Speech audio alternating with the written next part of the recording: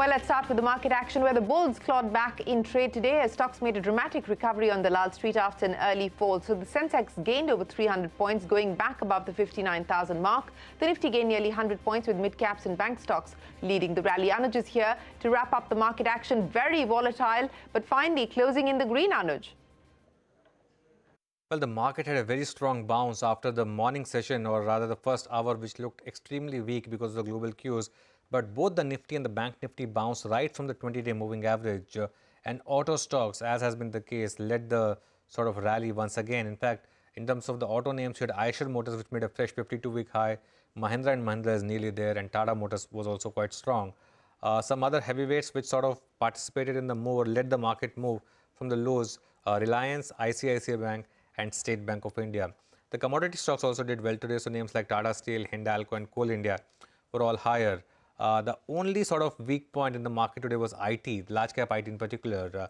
Names like TCS, Infosys, and HCL Tech, though off the lows, but still a bit of a weakness for IT names. And in the F&O space, we had some big gainers like RBL Bank, IDFC First Bank, and NMDC. All in all, the market's been making these kind of large moves in both directions. But what today has done is it's given us a bit of a line in sand around the 20-day moving average. All right, Anuj, many thanks. But in the currency market, the rupee stuck in a tight range through the day as opposing forces caused some volatility. A global dollar rally locked horns with dollar selling by exporters and what traders believe to be RBI intervention. The domestic currency finally closing flat. In the bond market, bond prices climbed off early lows following comments from the RBI governor that the central bank's recent rate hikes were having an impact on reining in inflation. However, yields remained elevated as traders tracked the rise in crude prices and watched for further cues from the U.S. Federal Reserve's Jackson Hole summit that starts on Friday. Speaking of crude oil prices, the firming up seen in prices overnight continues. Despite choppiness, crude oil prices trading over 1% higher as the focus is now shifted to supply-side factors. This comes after Saudi Energy said OPEC Plus may consider a cut in oil production to stabilize a volatile market and prop up prices. This has overshadowed concerns that global demand may slip on the back of a recession in many major economies. Well, here's a CNBC-TV18 exclusive. Drug maker Cipla has big plans for its wellness business, which includes doubling its revenues from India as well as the US markets over the next 5 years. A large portion of the expansion will come from the wellness business, which has seen some good traction across customer categories. MD and Global CEO Mang Bora says the plan is to use both acquisitions and new product launches to grow the business fivefold into a 3,000 crore rupee business over the next 5 years. He also told me that the company will work on deepening the Indian and US markets through innovation and entering new areas. Take a look. What we're seeing in India is incredible amounts of deepening of the healthcare market into tier 2 and 6 towns. We are seeing a wave towards wellness. And both of these are opportunities that we want to capitalize, not just for India, but also for the rest of the markets across the world.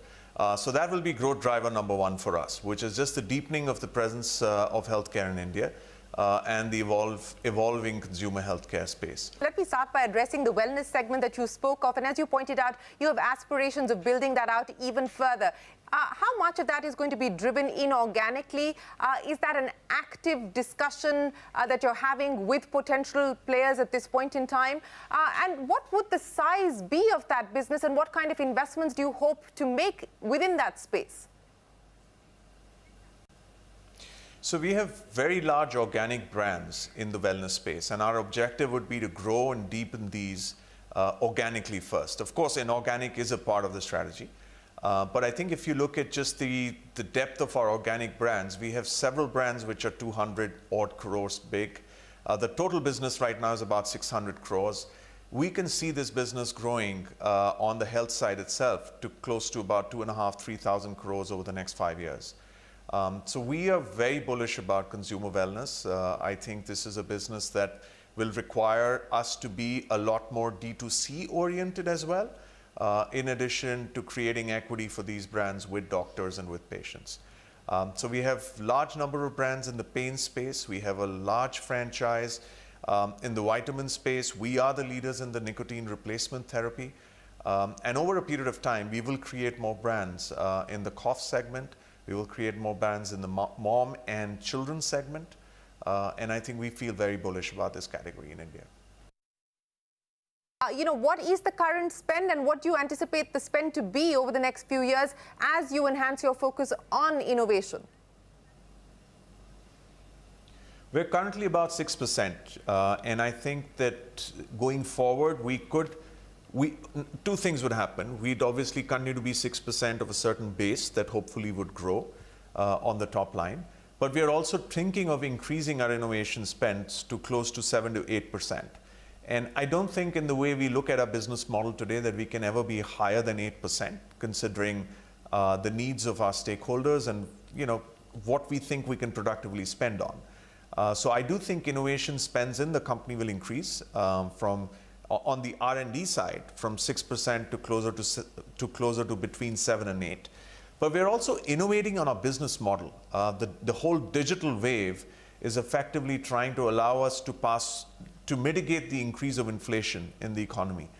So digital is wonderful because on the business model side, it allows you to get into lots of adjacencies at much cheaper cost. So the cost of acquiring a customer or the cost of detailing to a doctor on a digital platform is almost 1/3 or 1/4 the cost that it would take for a usual platform. And you can catch the entire conversation with Cipla's head Umang Vora all day today on CNBC TV18 on our show On the Record. FMCG player Nestle India says it's seeing strong consumption in urban markets while rural demand grows at a lower base. The company's chairman and managing director Suresh Narayanan told CNBC TV18 there is still an underlying pressure of commodity inflation and the company is closely watching food inflation, which continues to be elevated. We've had growth across small towns. We've had growth across semi-urban areas. And in fact, for quite a few quarters in a row now, we have been having growth in rural markets as well. Unlike some of my peer companies, which have got a higher play in rural markets, I have a relatively lower play. I still am a little bit worried about the underlying commodity inflation that is coming through. Now, one hopes that with a good monsoon, hopefully some of the locally sourced crops that we have, in fact, all of our crops are locally sourced, but nevertheless they are influenced by international prices, that there is some reformation as far as the international prices itself is concerned, which might help us. But food inflation is a matter of concern and we should be watching out for it. Not just Nestle, other retail players are also upbeat about demand growth. Metro Brand says inflation hasn't affected demand as much as was expected, while Shoppers Stop expects strong double-digit growth over pre-COVID levels. Take a look.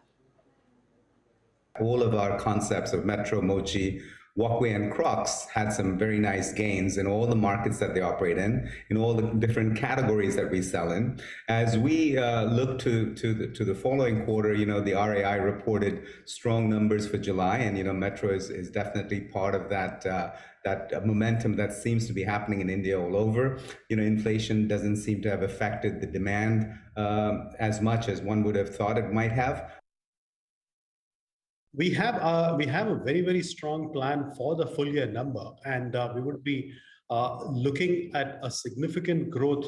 While I wouldn't want to get into specific numbers, what I would say is that we would be again looking at strong double-digit growth over the pre-COVID numbers. And that obviously is fueled by two factors. One is the growth engine which we have from our like-for-like stores, but apart from that, also an expansion.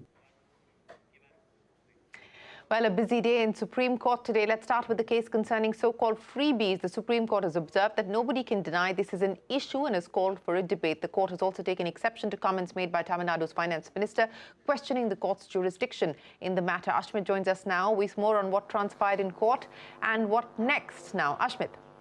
Well, the Supreme Court, in fact, deliberated at length on the issue of what freebies are and how to proceed with that. To begin with, the Supreme Court noted that it's difficult to come up with a watertight definition of freebies, citing the example in Bihar where cycles were given to females and that led to upliftment.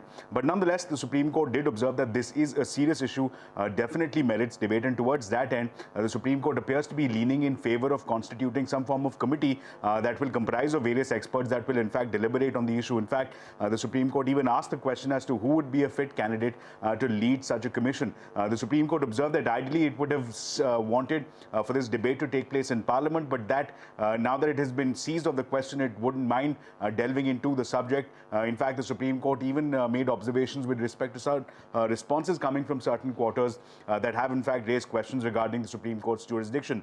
Nonetheless, in response to some of these questions, some interesting answers emerged. Kapil Sibal, who has been requested or invited by the Supreme Court as an amicus in this matter, suggested that under the FRBM Act, there is already fiscal discipline rules in place. 3% cap is placed already on states, and that can be a mechanism used to check for fiscal indiscipline by ensuring that there are lower grants issued to states that have breached those limits. That was a suggestion which in fact was echoed by the Aam Aadmi Party as well. The Aam Aadmi Party, represented by Abhishek Manu Singhvi, argued that to monitor or to regulate promises or election speeches would be tantamount to issuing a gag scheme that would be violative of free speech laws, and that the only feasible way to go around it would be in fact to rely on the FRBM targets. The centre, however, had a very different take on all of this. The centre said that, look, this is something that desperately needs the attention of the court, needs some form of regulation, citing issues in the power sector, saying that freebies issued by various governments are bordering fiscal indiscipline, and that the political parties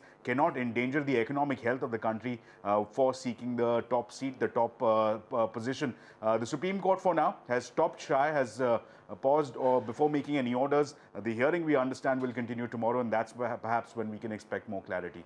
Ashwat, many thanks for joining us on that issue, but don't go anywhere because we're back with you on another case that you've been tracking. The Supreme Court has also agreed to hear a plea filed by the Indian Medical Association against yoga guru Baba Ramdev. Ashwat, take us through what that's about. Well, this is not a new issue. In fact, it was raised first before the Delhi High Court. Now it finds itself before the Apex Court. And this is pertaining to various advertisements for Patanjali products that had been, in fact, issued in various national publications. The IMA, or the Indian Medical Association, has called it a smear campaign, saying that frivolous pieces of information and claims have been put out in various national dailies. Allopathic medicine has been, in fact, questioned. In fact, certain advertisements even claim that doctors themselves have suffered fatalities despite being doctors themselves and being in charge of allopathic medicine. And such claims, in fact, was something that the Apex Court took objection to. The matter was placed before a bench headed by the CJI. The CJI questioned Baba Ramdev's counsels that while he may be an authority on issues such as yoga and Ayurvedic medicine, it does not endow with him any right to, in fact, hit out at allopathic medicine, that is an alternate medicine that he is propagating, that's Ayurveda. But there is, no one can stake a claim to Ayurveda being the answer to all forms of illnesses, and that this is something that even the centre will have to consider. The IMA essentially is seeking action by the centre to be initiated against Baba Ramdev, and on that count, the Supreme Court has issued a notice in this IMA application to both Baba Ramdev as well as to the centre, and has sought a reply from both the parties on the concerns that have been raised by the IMA and the call for action against Baba Ramdev. Centre will have to reply on that. Ashwat, many thanks for joining us, and we're not done with news from court. The Supreme Court has formed a 5-judge constitution bench to look into both Uddhav Thackeray and Eknath Shinde's camp's plea, claiming that they are now the official Shiv Sena. The Apex Court had scheduled a hearing on the 25th of this month and had directed the Election Commission not to take any action till the next hearing. The Supreme Court has also agreed to hear a petition challenging the remission granted to the convicts in the 2002 Bilkis Banu case. The plea has sought setting aside of the order granting remission to the convicts and their immediate release. Bilkis Banu, who was a 19-year-old, was 5 months pregnant when she was gang raped during the post-Godhra riots. 14 members of her family, including her 3-year-old daughter, were killed by a mob. All 11 convicts sentenced to life imprisonment were freed after the Gujarat government approved their remission. The Apex Court has declared Section 3, Subsection 2 of the Benami Transaction Prohibition Act as unconstitutional. The clause prescribes that whoever enters into any Benami transaction shall be punishable with imprisonment for a term which may be extended to 3 years, or with fine, or with both. The court said the clause was manifestly arbitrary.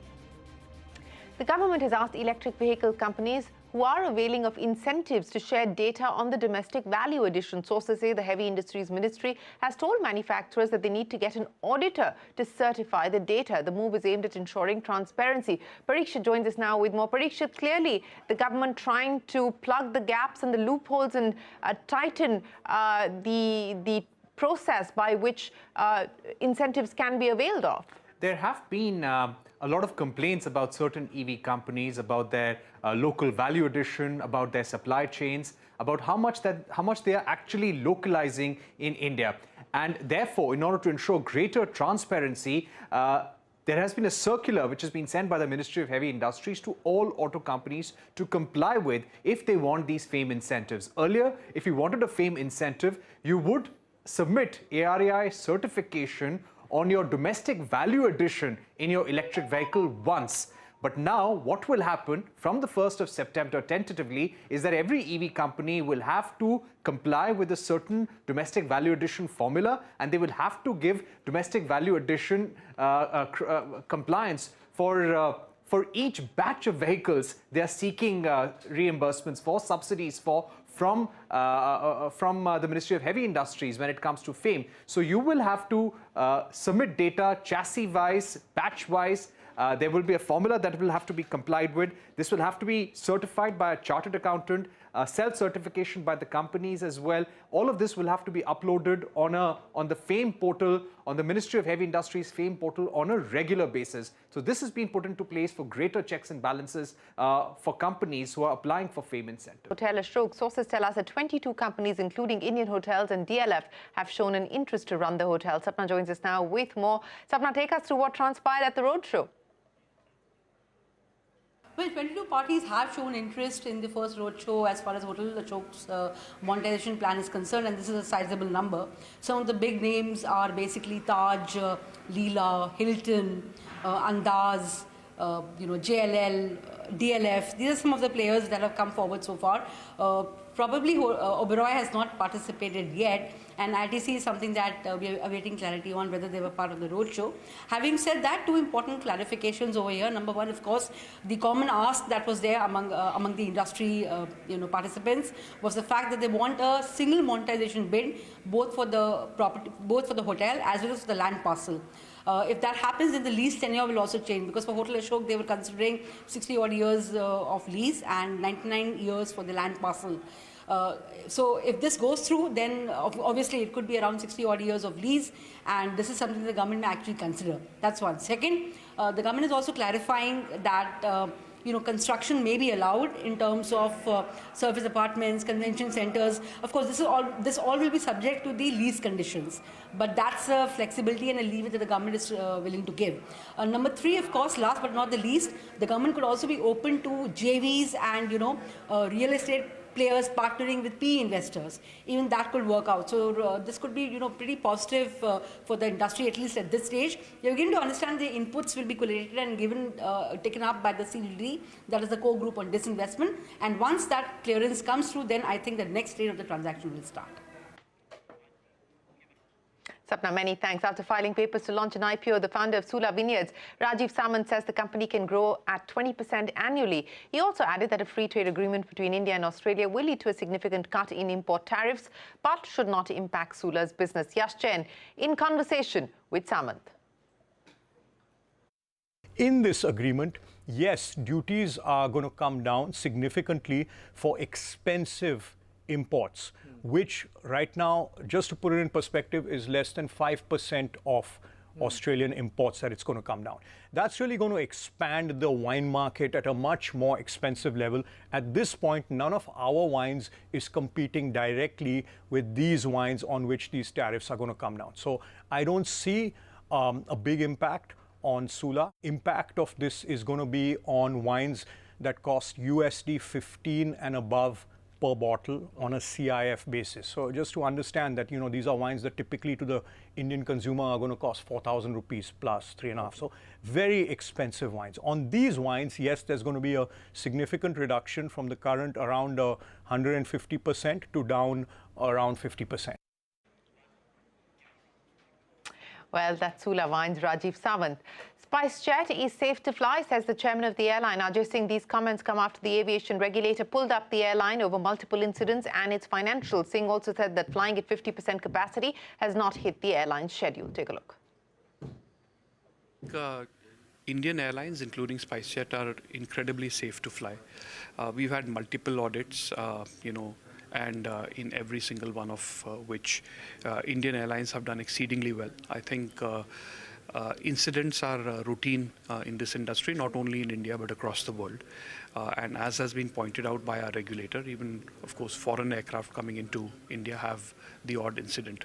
I mean, if there is a bird hit on an aircraft, that's hardly an avoidable incident. It happens. If there is a windshield which cracks, these are not events which are unique to India or to any particular airline. And India has one of the best global safety records, so there is absolutely nothing to worry about.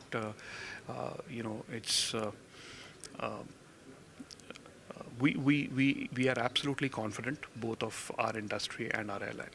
So lastly, sir, just want to know, as far as working with the 50% capacity is concerned, has it taken a hit as far as the schedule is concerned? Not at all. This was the lean season, and in lean season, most airlines, including SpiceJet, were flying well below the 50% approved schedule. So there has been absolutely no impact on schedule, and as the season picks up, the schedule will increase. Thank you so much. And that's a wrap on this edition of Business 360. Thanks very much for watching. Stay tuned. The news continues here on CNBC-TV18.